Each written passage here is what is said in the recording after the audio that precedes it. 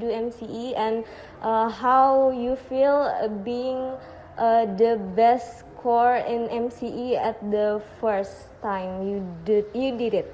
Okay, I think if I may say to you, my impression to the MCE.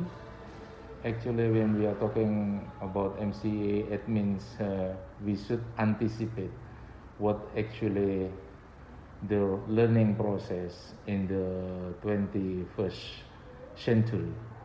So the learning process in the coming decade is a very, very high ITC. So that's why we should anticipate. So if you really want to anticipate what actually the problem or learning process in the 21st century, so we should join to MCE. Because if I may say, when we are talking about MCE, it means we should know exactly what's the tools right now. I mean, we should recognize the tools, the tools of the ITC. And after we knowing the tools, of course we should connect. We should have the ability to connect to maximize our product. That's not enough if we just connect what's actually the tools to the the learning process, but the other one we should also classify our daily activity, learning process. Then the last one is very important, is how to solve our activity, because that's the most important one. And if we are talking, what is actually the 21st learning studying in the 21st century? We will know about utilize, how to utilize the tools. And utilize is not enough. We should also know the construction of the knowledge. We should know the innovation, the solution, and also the regulation, self-regulation. And the last one, Gigi, the last one, the most important one is the communication. So that's why as a student, you should have the ability to communicate. That's the most important one. Yeah, the problem will be solved if we communicate well. If we couldn't communicate well, it's impossible. Okay, that's all. I think that's all. Okay, thank you.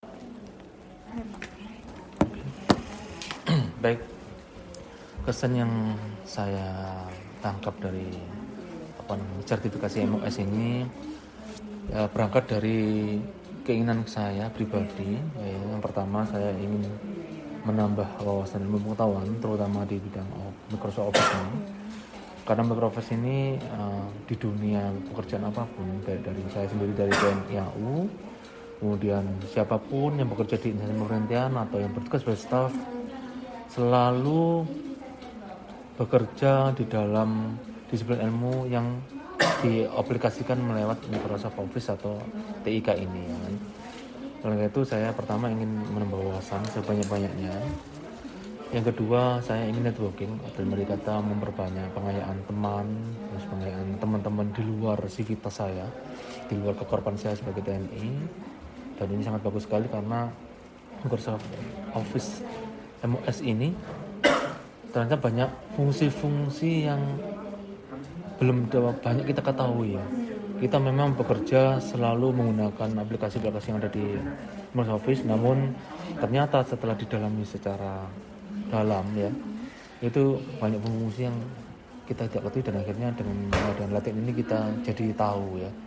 Jadi tahu masalah penilaian itu memang menjadi syarat utama, memang harus ada nilai di atas passing grade.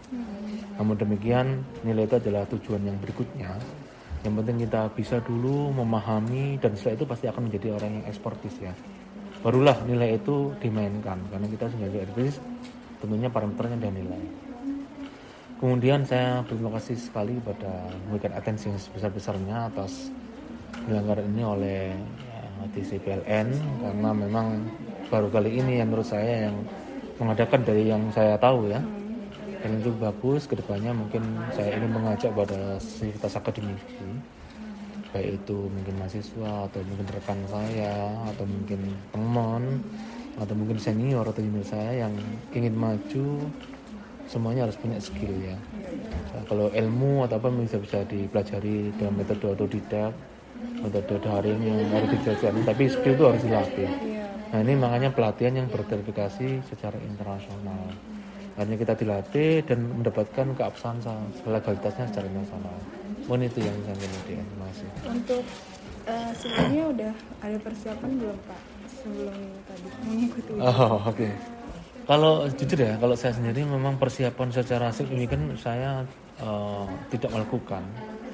Karena ya itu tadi saya berangkat dari kebiasaan atau rutinitas saya sebagai staf yang selalu berkecimpung di dunia keprodakan gitu ya, yang selalu diaplikasikan dengan Microsoft Office, terutama di Word, ataupun mungkin kalau saat paparan itu kita mainkan di PowerPoint ya.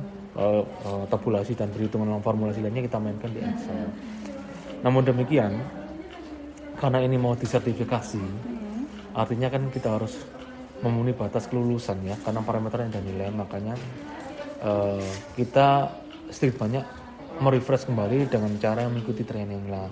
Beberapa hari sebelum kita ujian kita di training, walaupun menurut saya sendiri pribadi ini sangat singkat ya, makanya saya bisa katakan ini sebagai diklat atau pendidikan kilat ya, karena di training hanya beberapa hari, mungkin hanya efektifnya hanya beberapa jam. Oleh karena itu saya hanya memberikan saran dan masukan kepada teman-teman nanti yang mau ujian sertifikasi, hendaklah jangan cukup puas untuk menerima training saja, namun kita bisa mengupdate kembali, merefresh kembali kita dengan mencari referensi lain, dan referensi itu banyak, saya kira banyak referensi itu ya. Paling tidak ya kita tidak kaget gitu ya, karena belum pernah menjadi isu ini, dan nanti akan kita tidak nervous, karena bagaimana juga kan kalau hal yang pertama kali pasti kan sedikit nervous dan mungkin kaget ya kok begini, karena memang belum pernah. Dan kebiasaan bekerja di bawah aplikasi ini itu mungkin harus diteruskan ya frekuensinya, karena supaya kebiasaan itu tumbuh menjadi kesadaran dan menjadi hal yang sering dilakukan, akhirnya kita hafal gitu kan secara tidak langsung. Mungkin itu ya Pak ya. Makasih ya Pak atas waktunya ya. Oke, sama-sama Dek. Ini dengan Pak Aristoteles gitu ya. Oh baik Pak, saya boleh minta dokumentasinya soal Bapak? Ya maaf saya